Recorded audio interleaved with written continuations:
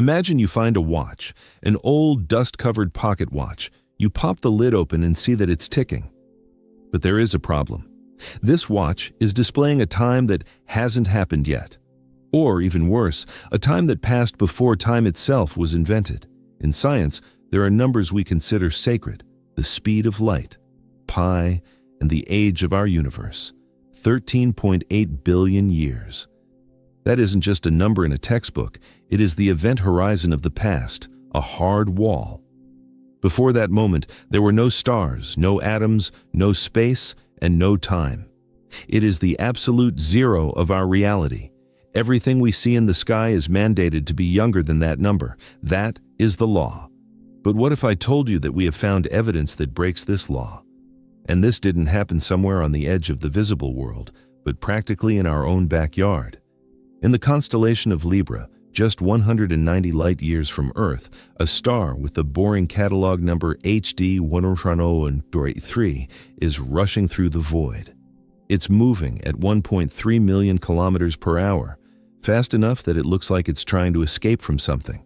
Astronomers have been watching it for over a century, but the real shock came when they decided to determine its age. They analyzed its light, measured its composition, and fed the data into stellar evolution models. And the computer returned an answer that made the scientists lose their breath: 16 billion years. Silence fell over the room. That cannot be. If the universe is 13.8, then this star is older than creation itself by 2 billion years. It is a physical absurdity. It's like meeting a child who is older than their mother. The scientists panicked. They double-checked everything. They said, okay, maybe we got the distance wrong. They used new data from the Hubble telescope. They refined the chemical composition, hoping to find an error that would bring the world back into balance. And they did knock down the age. The new calculations showed 14.5 billion years, with a margin of error of 800 million. Do you understand what that means? Even if we take the absolute lower limit of the error margin, this star was born practically at the moment of the Big Bang, immediately, without a pause for the gas to cool, without time for gravitational wells to form. The star was nicknamed Methuselah, and it became the first crack in the foundation. Because Methuselah is not alone. The deeper we look into the darkness, the more objects we find that look too old, too complex, and too massive for their age. We look at them and see the impossible. Galaxies that had already retired when the universe was still in kindergarten. Black holes that weigh as much as billions of suns, even though they didn't have the time to eat that much. This gives cosmologists a very uncomfortable feeling. That specific feeling when you are assembling a 1,000-piece puzzle and suddenly realize the corner pieces don't fit. The picture isn't coming together. Either we fundamentally misunderstand how stars and galaxies are born, or our clock, the one we use to measure the age of existence, is hopelessly broken. And if the latter is true, the consequences will be catastrophic. We won't just have to rewrite a chapter in a textbook, we will have to rewrite the entire history of reality. But to understand how we trapped ourselves in this corner, we need to rewind the tape.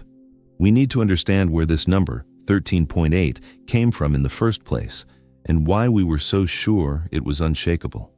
Until recently, we had the perfect ruler. Or at least, we thought we did. But how can you measure the age of something that has no birth certificate? We don't have a calendar hanging on the wall of creation. No one was making notches on a doorframe while the universe grew.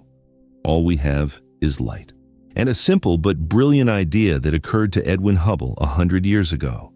Imagine standing in the middle of a vast field in total darkness. Suddenly, you see hundreds of people with flashlights running away from you in different directions. The farther they get, the faster they move. Hubble saw the same thing looking through his telescope. Galaxies were running away. The universe wasn't standing still, it was inflating like a giant balloon. And if you press the pause button and then start rewinding that video, something logical happens. The galaxies start to get closer. Space starts to shrink. Billions of years of rewinding, and all matter, all stars, everything you have ever seen gets crushed into one infinitely dense, infinitely hot point. Time zero. the start of the count. Physicists took the speed of this expansion, applied the laws of gravity, and calculated how much time was needed to inflate that dot to the size of today's cosmos. But they had a second ace up their sleeve: a baby photo. If you tune an old television to an empty channel, you see white noise, hissing and black and white flies on the screen. About 1% of that static is the thermal signature of the Big Bang. It's called the cosmic microwave background. It is light that broke free when the universe was just 380,000 years old. It cooled down for billions of years as it flew toward us, turning from hellish fire into a cold microwave whisper. By studying this whisper, the Planck satellite gave us that number in 2013. It created a heat map of the early universe with frightening precision. Scientists looked at the data and said, "It all adds up." The standard cosmological model works perfectly. The universe is 13.8 billion years old. Margin of error, less than 1%. Case closed, pop the champagne. We built all of modern astrophysics on this foundation. We calculated when the first stars should have ignited. We predicted when galaxies should have started clustering. We had the perfect train schedule for the cosmos. But there was one problem. We wrote this schedule by looking at trains that are very close or at shadows left in the deep past. We never saw the middle of the journey. And this is where light comes into play. Light is an unreliable narrator. As it travels to us across billions of light years, space stretches. The light wave stretches too, becoming longer, redder. This is called redshift. It's like the sound of an ambulance siren. When it drives away from you, the pitch drops, becoming deeper. The same happens with light. The redder a galaxy is, the farther and older it is. We thought we knew how to read this shift. We thought our ruler was straight and reliable. But imagine you are measuring the depth of the ocean while standing on the shore. You throw pebbles and count the seconds until the splash. You think you've figured it all out. But you don't see that down there. In the depths, swim monsters that don't fit into your calculations. That is exactly what happened. We were confident in our model. We thought we knew what the universe looked like in its youth. Chaos, messy clouds of gas, small, dim blobs. Nothing serious. But then we decided to check. We built a time machine, the most expensive, complex, and powerful telescope in human history. We sent it 1.5 million kilometers from Earth, unfolded its golden mirrors, and pointed it at the darkest, emptiest spot in the sky. A place where, according to our calculations, there should have been nothing interesting. Just dust and echoes. We expected to see emptiness, or, at most, the first timid sparks of star birth. But when the first images reached Earth, silence reigned in mission control. And then, chaos. Because looking back at us from the darkness was something that physically shouldn't be there. July 12th, 2022. The day astronomy changed forever. The U.S. President reveals the first image from the James Webb Space Telescope. It is a deep field. For millennia, humans looked at this patch of sky and saw blackness. Hubble looked there and saw faint smudges. Webb looked and saw fireworks, thousands of galaxies, spirals, ellipses, collisions. It was beautiful. But for astrophysicists, the beauty was quickly replaced by a cold sweat. Because when they started analyzing the red dots in the background, the most distant, most ancient objects, the numbers stopped making sense. According to the Standard Model, the early universe is chaos. It is the Dark Ages. Gas is only just starting to cool. Gravity is slowly, very slowly, gathering matter into the first loose clumps. At this time, 400 million years after the Big Bang, we expected to see baby galaxies, small, irregular, dim, cosmic scribbles. Instead, Webb showed us the universe breakers. A team of astronomers led by Ivo Labbé found 6 galaxies. They existed just 500 million years after the beginning of time. By cosmic standards, that's a blink of an eye. That's yesterday morning. But these galaxies weren't babies.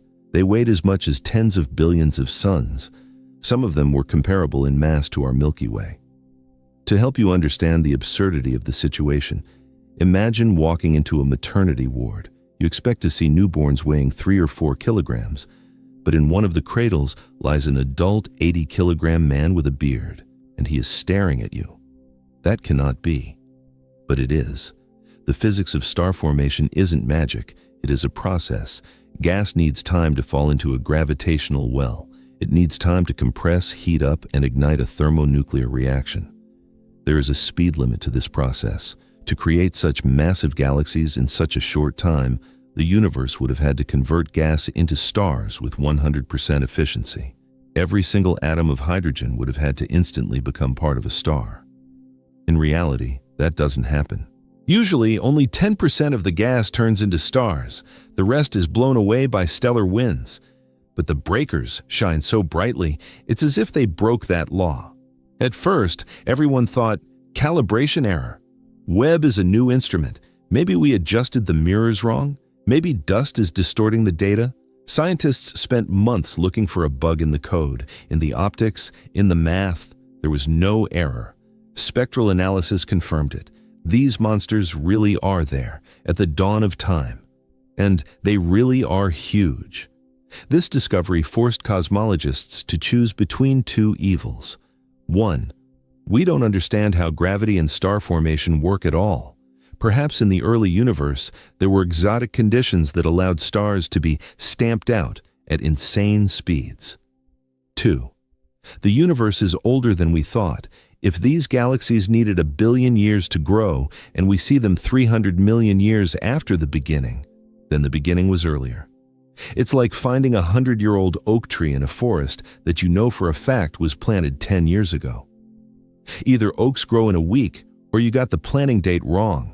The scientific community started buzzing. Articles came out one after another with titles like Panic in Cosmology. But the more we looked, the stranger the picture became. It wasn't just about stars. Stars are just light bulbs. But to gather billions of light bulbs into one garland, you need a frame. You need an engine.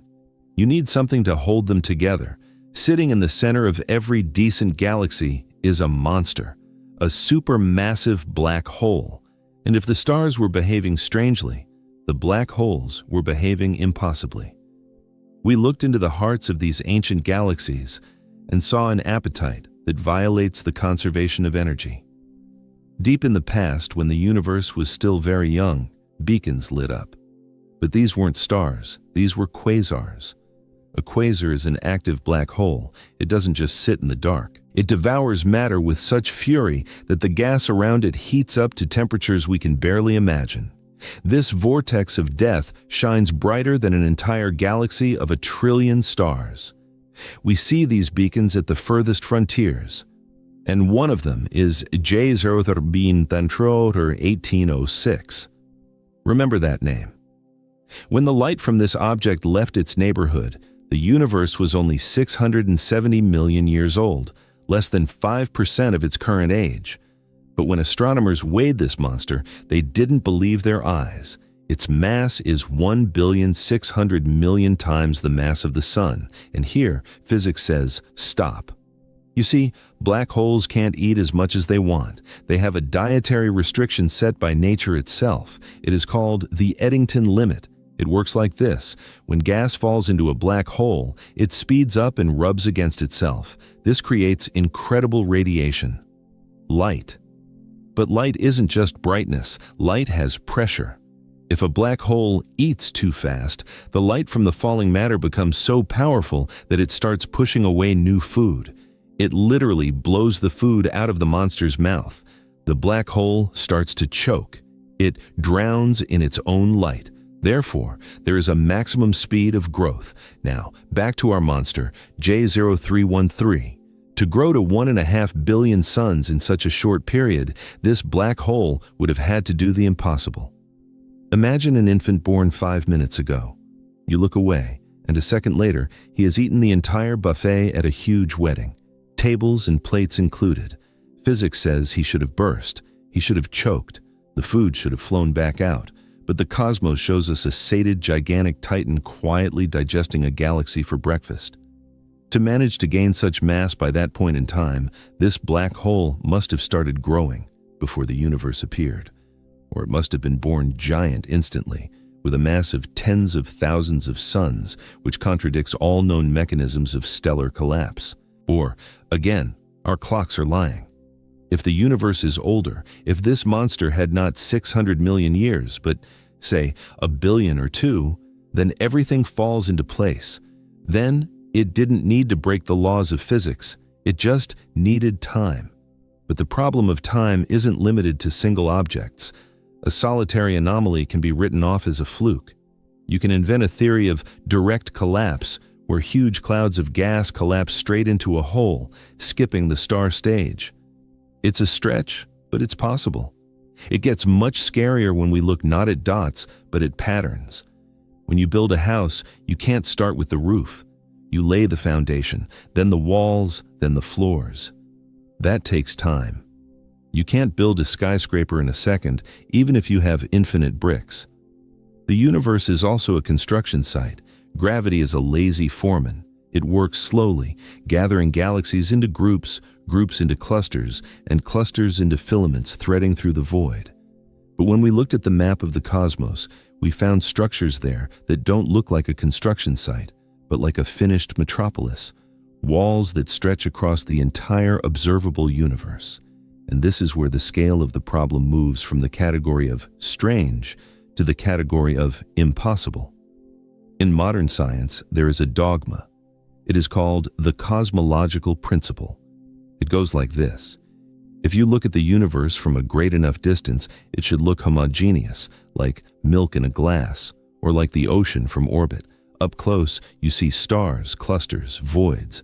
But on a gigantic scale, matter should be smeared in an even layer. No unique patterns, no giant objects.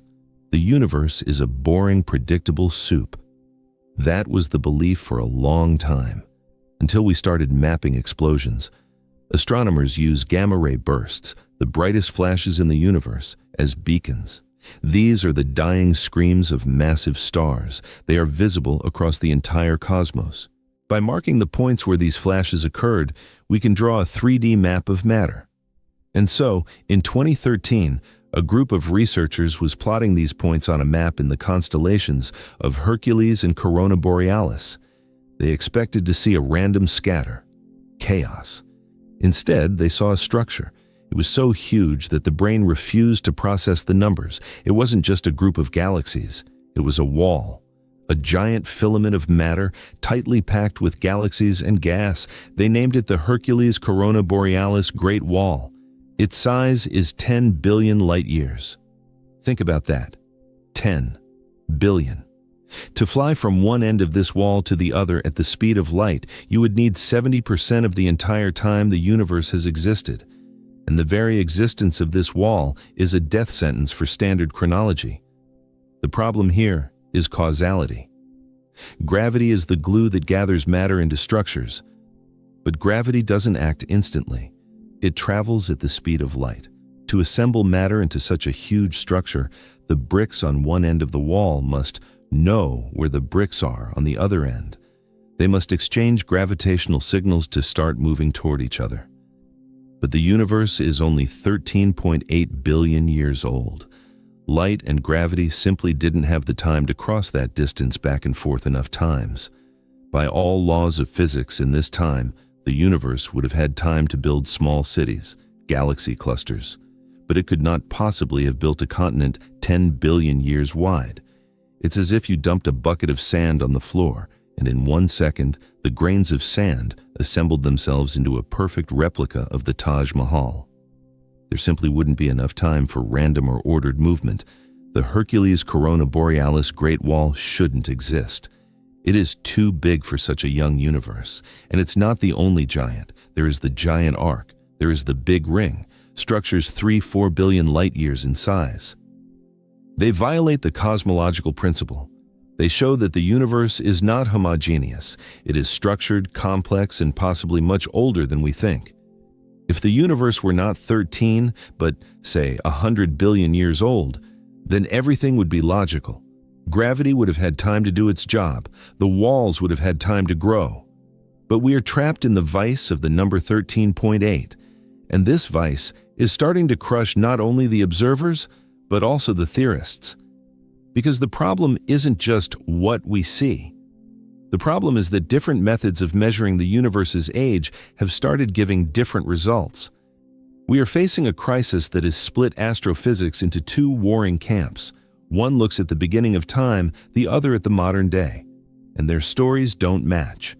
In physics, there's a number that controls the fate of everything, the Hubble constant. It is the speedometer of the universe. It shows how fast space is expanding right now, and the age of the world depends on this exact number. The formula is simple. If we know how fast galaxies are flying apart, we can calculate how long it took them to get to their places from the starting line. The faster the expansion, the younger the universe, the slower, the older. And this is where the real detective story begins. Because right now, there is a civil war in astronomy. There are two ways to measure this speed, and they give two completely different answers. The first team, let's call them the archaeologists, looks into the deep past. They use data from the Planck satellite and that same cosmic microwave background. They measure the echo of the Big Bang, run it through Einstein's equations, and predict what the expansion speed should be today. Their answer, 67 kilometers per second per megaparsec. This number gives us an age of 13.8 billion years. This is the foundation of the Standard Model. The second team, the observers, doesn't trust predictions. They measure what they see here and now. They look at pulsating stars, Cepheids, and at supernova explosions in neighboring galaxies. These are like road markers. By using them, you can determine distance and speed precisely. They have conducted thousands of measurements. They double-checked everything dozens of times, and their answer, 73 or even 74 kilometers per second. The difference seems small, only about 9%. But in exact science, that is a canyon. Imagine you are digging a tunnel through a mountain from two sides. One crew starts from the north, the other from the south. You have perfect blueprints, the best engineers, and laser levels. You dig for years. And then comes the moment of the breakthrough. But the breakthrough doesn't happen. The tunnels pass each other. One is 10 meters higher than the other. You check the calculations of the north crew, they are correct. You check the south crew, they are also correct. The equipment is working, the math works, but the tunnels didn't meet. This is called the Hubble tension, and it is the biggest headache in modern physics. The chance that this is a random statistical error is 1 in a million. It is not an error. It is a fact. The universe is expanding faster than it should, based on what it was like in its youth. Something is pushing it, or something happened in the past that we don't know about. Here is why this is scary. Imagine going to a doctor. He measures your height in the morning, and the tape shows 1 meter 80. In the evening, you go to another doctor. He uses the same tape, but measures 2 meters 10 centimeters. Both doctors swear they didn't make a mistake. The only logical conclusion is either you grew 30 centimeters in a day, which is impossible, or one of the tape measures is lying, or we don't understand what height is and how it works. If the observers are right and the speed really is 74, then the universe is actually even younger. It might be only 12.8 billion years old. But that makes the problem of the Methuselah star and ancient galaxies even worse. If there is even less time, how did they manage to appear at all? We have hit a dead end. The Standard Model is bursting at the seams. We are trying to stretch it over the new data, but the fabric is tearing. Galaxies are too old, walls are too big, speeds don't match. When facts contradict theory, you have to change the theory, even if that theory has served us for 100 years. And so, in the midst of this crisis, a hypothesis emerges from the shadows, one that everyone thought had been dead for almost a century. It offers a radical, insane, but elegant solution. It says, what if we misunderstood light itself? What if redshift isn't an effect of speed, but an effect of fatigue? If we accept this assumption, the age of the universe changes instantly, and the number we get will make 13 billion years seem like a brief moment. In 1929, Fritz Zwicky, the very astronomer who later coined the term dark matter and whom colleagues considered a mad genius, proposed an idea that was laughed at. He said, what if the universe isn't expanding? What if redshift is just fatigue? The idea was simple. A photon of light flies out from a distant star.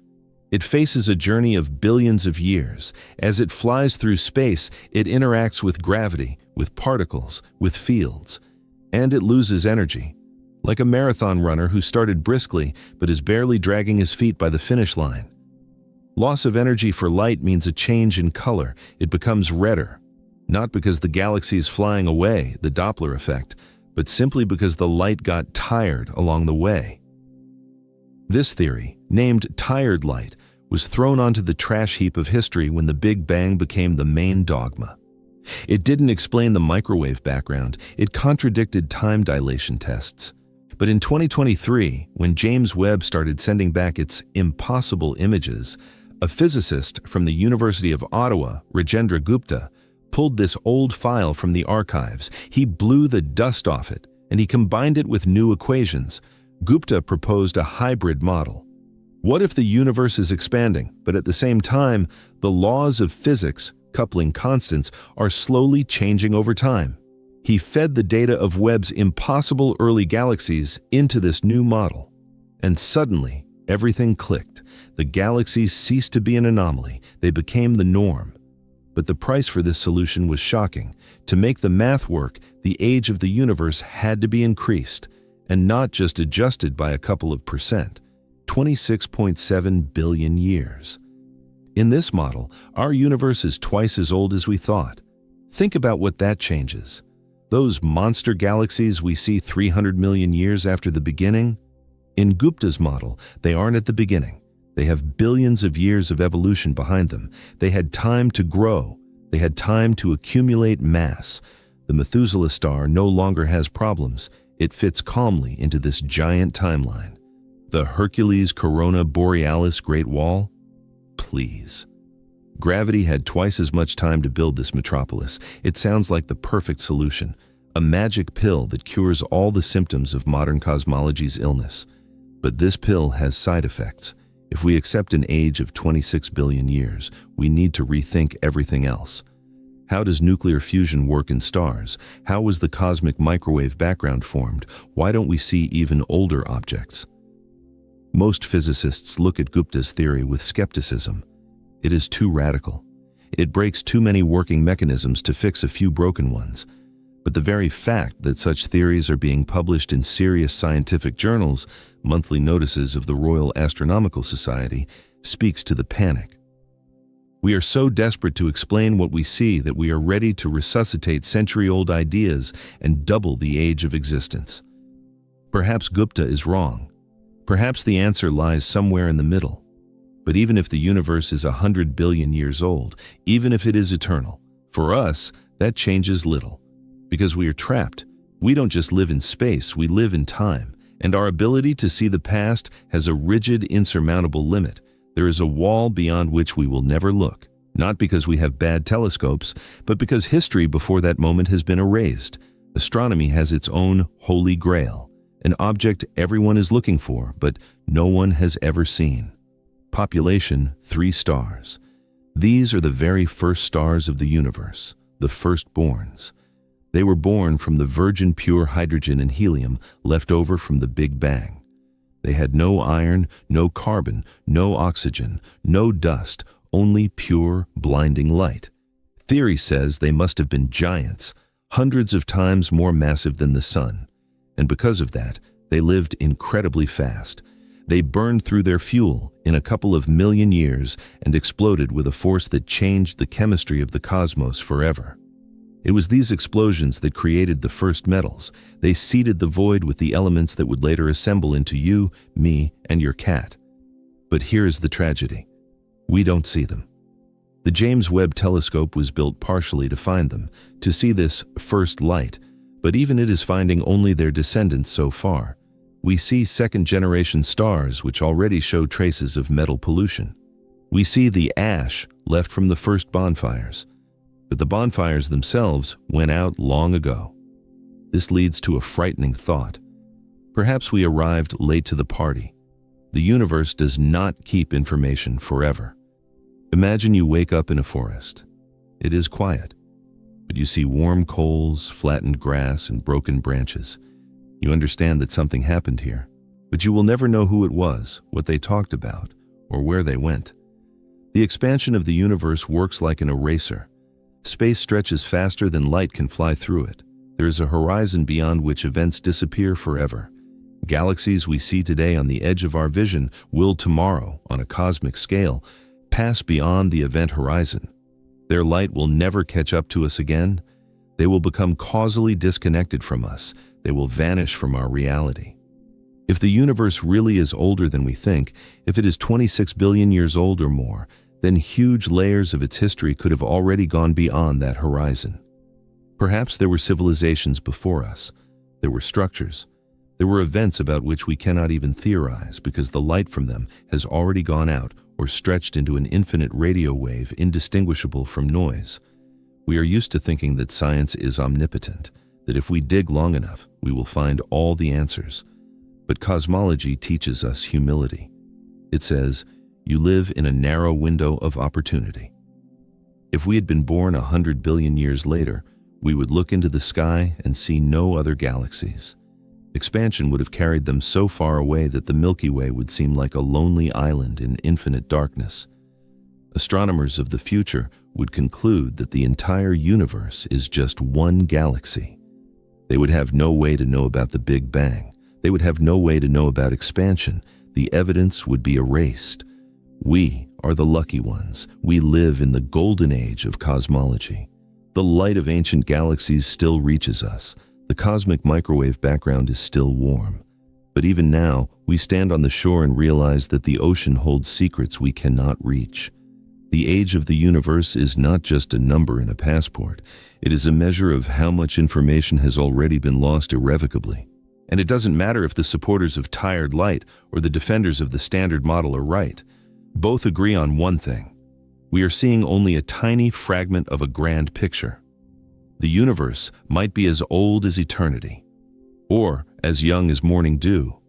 But for us, observers locked on a small rocky planet, this difference becomes almost philosophical. Because in the end, what matters is not the time that has passed, but the time we have right now to ask the question. We started this journey with a pocket watch, with the idea that time is a mechanism we can take apart, study, and understand. But the deeper we look into the abyss, the more we realize. Our watch doesn't show the time of the universe. It shows the time of our understanding, 13.8 billion years. Perhaps this number will remain in textbooks forever, or perhaps in 10 years, our children will laugh at it just as we laugh at a flat Earth. Maybe James Webb really found a glitch in the matrix. Maybe light really does get tired. Or maybe we just haven't invented the physics yet that explains how children can be older than their parents. But do you know what the most amazing thing in this story is? Not the age of stars, not the mass of black holes, and not even the size of great walls. The most amazing thing is you. You are a piece of matter that woke up. The atoms of your body were forged in the crucibles of those same ancient stars we are now trying to find. The carbon in your cells, the iron in your blood, the calcium in your bones, all of it is the ash of dead giants. You are the universe that spent billions or tens of billions of years creating a complex biological mechanism capable of looking in the mirror and asking, how old am I? The fact that we found these contradictions at all is a triumph. We, small primates on a damp rock orbiting an average star on the outskirts of an ordinary galaxy, managed to see light born long before our Earth appeared. We managed to build machines that see the invisible, and we managed to find the courage to admit that there is something we don't know. Science is not a list of correct answers at the back of a textbook. Science is a state of constant, controlled uncertainty. Every mistake in our calculations is not a failure. It is a door. The Methuselah star doesn't break physics. It invites us into a new room. The universe breaker galaxies don't destroy cosmology. They hint that the house we live in is much bigger, more complex and stranger than we could have imagined. Perhaps the universe is infinitely old. Perhaps it is cyclically reborn, and our Big Bang was just one of trillions of breaths of an eternal organism. Or maybe it all started last Thursday, and all our memories and the light of distant stars were simply painted for us. We don't know. And that is beautiful. Because if we knew everything, If the puzzle fit together perfectly, the game would be over. We would have hit the ceiling. But there is no ceiling.